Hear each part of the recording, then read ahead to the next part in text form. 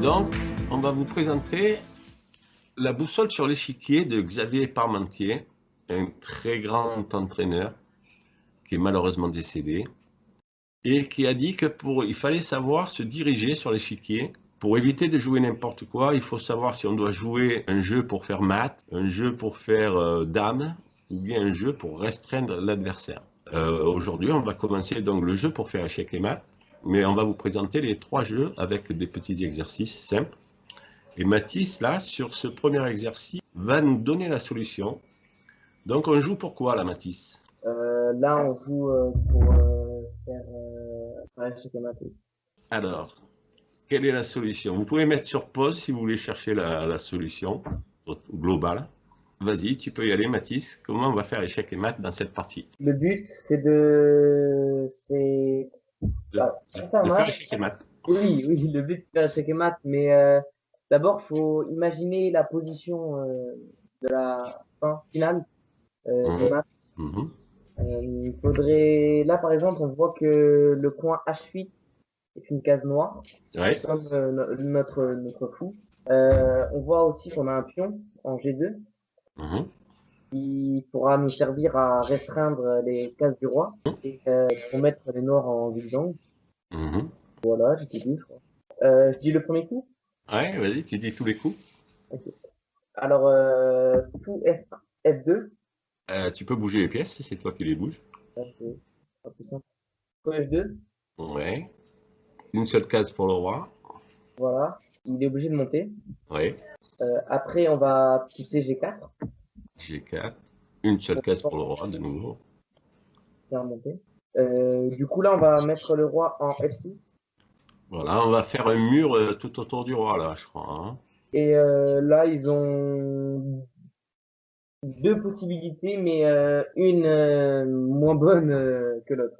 Ils ont fou H7, qui est la pire possibilité possible, parce que sur ce fou en H7, on mettrait directement le fou E3 qui causerait le mat, Ouais. et donc du coup, les noirs sont un peu obligés de jouer roi H7. Ouais, bon, ouais, c'est Là, un on défi. restreint l'espace du roi en jouant G5, voilà. Ouais. Le roi n'a Là, ils qu'une case sont où aller. un peu trop joués, parce qu'ils sont en dedans. Et c'est là qu'on le. Voilà. Une seule case pour les noirs. Un seul coup possible. Ils peuvent jouer fou ici, mais sur fou ici, du coup, il y a roi, prend pion, échec et mat. Bravo, tu peux bouger les pièces pour nous montrer. Voilà. Du coup, ils vont mettre le roi en H7. Là, on va faire un coup de fou. Un coup d'attente. Voilà, un coup d'attente, juste pour que le roi soit en H8 Ouais. et que ça soit au blanc de jouer. Et du coup, là, on pousse G6 pour faire mat en 2 et Ah. roi en pion, mat. Et si le fou était sorti, alors Là, le quand fou tu sort. pousses le pion, ouais, si le fou vient là, Oui. qu'est-ce qu'on fait? On prend le pion comme dit tout à l'heure. Échec et mat. Ok, d'accord. Merci Mathis. Alors le jeu numéro 2, le jeu de la promotion, on est sur l'étude numéro 2. Allez, vas-y, tu peux nous expliquer. Le jeu numéro 2, donc c'est le jeu de la promotion. Là, il ne faut pas jouer pour faire mat, c'est évident. Là, les noirs, ils, ils cherchent à faire nul parce que leur pion est bien moins avancé que ceux des blancs, que celui des blancs. Et du coup, celui des blancs est à 2 cases de faire dame. Sauf que le seul moyen pour empêcher cette dame, c'est cette case noire qui nous embête un peu parce que le fou noir, en deux Ouais. coups, en juste 2 coups, Mhm. peut être sur cette diagonale qui empêchera du coup la poussée du pion. Donc, pour pas que le fou vienne se placer sur la diagonale, on bloque le pion, on bloque ce pion pour que ce pion soit un peu comme un rempart euh, de leur propre fou noir. Ok. Tu es parfait, Mathis, hein. Les noirs jouent fou D6 pour essayer de mettre le fou en F8 Ok. pour attaquer le pion et tenter de le manger. Là, les blancs ont un seul coup, je crois, à jouer. Alors, mettez sur pause si vous voulez Voilà. essayer de trouver le coup. Vous pouvez mettre sur pause. Le coup, c'est roi E6. Du coup, D'accord. les noirs vont attaquer le pion parce qu'ils voulaient l'attaquer. Parce qu'il y a le fou qui bloque le pion pour avancer. Ah, d'accord. Donc on a perdu là. On va Comment? perdre le pion. Là, on va perdre le pion alors. Bah non, parce que en un seul coup, on peut en, en deux coups, on peut enlever le fou et avancer le pion sans que les noirs bougent leur fou. Fou, échec, D'accord. On sacrifie le fou. et là, on pousse le pion. Il est obligé de venir là pour empêcher la poussée du pion. Et là, le roi va attaquer le fou pour tenter que le fou parte selon face dame. Ok. Sauf que le fou, les noirs ont très bien compris que si le fou partait, un fou contre une dame, la dame remporte la partie facilement. C'est facilement. Ok. Donc le fou, il va aller en H8 pour empêcher la poussée du pion. Sauf que le problème des noirs, c'est que leur fou noir, Oui. n'a que deux cases. Et le roi, en allant en G8, il va attaquer ces deux cases et donc manger le fou. Ok. Très bien. Donc on a combiné le jeu de la restriction avec le jeu de la promotion. Comme dans le premier exemple, on a combiné le jeu de la restriction avec le jeu de l'échec et mat. Exemple numéro 3. Et du coup, là, c'est simple de faire dame et de marquer. Et de Voilà, gagner. là on fait dame et bon. Alors donc là on est dans le jeu de la restriction. On voit Bien que sûr, ça si... va être aussi le jeu de la promotion en fait, hein, parce que là on voit qu'on peut pas faire Oui, échec et mat, ouais, donc on va appliquer le jeu de la restriction pour pouvoir les faire la promotion. ouais. On voit que si le fou noir s'en va, les blancs n'auront aucune pression. Enfin, ouais, ils auront aucune pression. Et du coup, le pion n'aura juste qu'à avancer. Il va être bloqué par le fou. Et ça va être catastrophique parce que les blancs sont pas du côté du pion des noirs. Ouais, c'est-à-dire il y a un principe dans les Ouais, finales de couleurs de fous de couleurs opposées, c'est-à-dire c'est souvent nul parce que les fous peuvent se oui, sacrifier sur le pion et, et après il n'y a plus de moyen de gagner. Donc là la partie est nulle. On ouais. peut presque la considérer comme nulle, mais il y a quand même une astuce pour que les blancs gagnent, hein. Alors l'astuce, c'est par exemple, en jouant fou à 4, le Ouais. roi a deux cases. Il a celle-là et celle-là. S'il va sur elle, le fou est perdu. Donc le roi est obligé d'aller sur elle. Sur cette case en E7. Ce qui restreint l'activité du fou, Ouais. momentanément.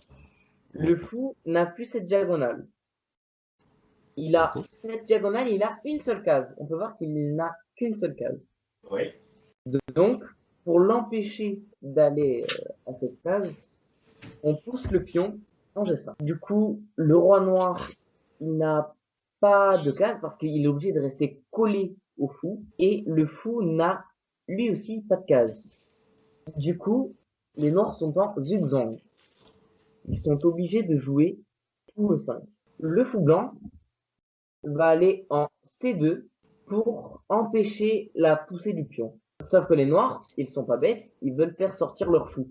Du coup, le roi noir va aller en E8, sauf que les blancs vont faire tout G6 échec pour que le roi noir revienne en E7 et empêche encore une deuxième fois la sortie du fou. Du coup, déjà, on peut se faire un peu une image et penser que les noirs ne vont jamais sortir leur fou et qu'ils vont être obligés à chaque fois de pousser le pion. Sauf que, en pensant ça, on ne sait pas comment les blancs vont réussir à gagner. C'est donc pour ça que les blancs vont, ils vont attaquer des deux côtés, si je puis dire. Par exemple, le fou va aller en E4. Pourquoi en E4? Pourquoi le fou ne vient pas en D3 ou en C2? On va le voir de suite après le coup roi E8 et où le fou est ici. Le pion ne veut pas avancer car le fou prend. si le fou serait venu ici, le fou aurait été obligé d'aller en B5. Et comme il serait allé en B5, le pion aurait pu avancer sans être mangé. Or, le fou est en C6. Et donc, contrôle cette case. Donc là, le fou va aller en D5. Et du coup, libère la case E8 pour une troisième fois ou une quatrième fois, je sais plus. Là, les noirs ont un coup possible, mais pas forcément bon pour eux, parce que à la fin, les noirs perdront automatiquement. Ce coup, c'est roi D6. Le problème de roi D6, c'est que le roi prend le fou noir, le roi prend le fou blanc, du coup ça fait un échange, mais on voit bien que le pion des noirs, il lui faudra plus de temps pour faire dame que celui des blancs. Ouais. Je vois 4 temps pour 3 et en plus ça vient au blanc de jouer. Ouais. Donc c'est 4 temps pour 2. Et en plus, dame sur échec. Du coup, on est comme ça, voilà. Du coup, ce coup est plutôt mauvais. Là, les noirs, ils vont jouer encore et toujours au roi E8. Ce roi E8, on va faire fou F7. Ouais. Le roi a toujours une seule case, qui est en F7. D'accord. Le fou s'est rapproché du roi petit à petit, quoi. Ouais. Et là, on va faire fou G6, qui va empêcher le roi d'aller en E8 et la poussée du pion en E4. Et du coup, là, les noirs, ils ont un choix à faire. Soit le roi va partir avec le pion pour aller essayer de faire dame, et du coup, ils vont perdre le fou noir. Soit ils vont pousser le pion, celui-là, et du coup, en poussant ce pion, le fou va prendre le pion. Mais ils n'auront pas perdu leur fou. D'accord. On peut voir ça? Ok. Donc le roi retourne à sa place, il n'a pas le choix. G6, roi E7, 7, et le roi est obligé de partir. D'accord. Parce que là, il a plus le pion, qui était ici, je crois. Pour, Ouais. Ouais. ouais. Et du coup, ils sont complètement exempts et ils sont obligés de partir. D'accord. Et Et donc, dans l'autre cas, par exemple, roi ici, ouais. il y a roi prend fou, roi ici, par exemple, Ouais. ici. On laisse passer le pion. Ouais. Et là, on peut même prendre, parce que le Voilà. roi est plus en carré du Eh bien, Et là, merci, monsieur le professeur, c'était parfait. merci. On a très bien compris. Donc, il y a 3 jeux. Il y a le jeu de la destruction, le jeu de la promotion et le jeu de la restriction. Donc, il faut savoir vraiment où on va. En milieu de jeu, déjà, il faut prendre une direction et choisir la bonne.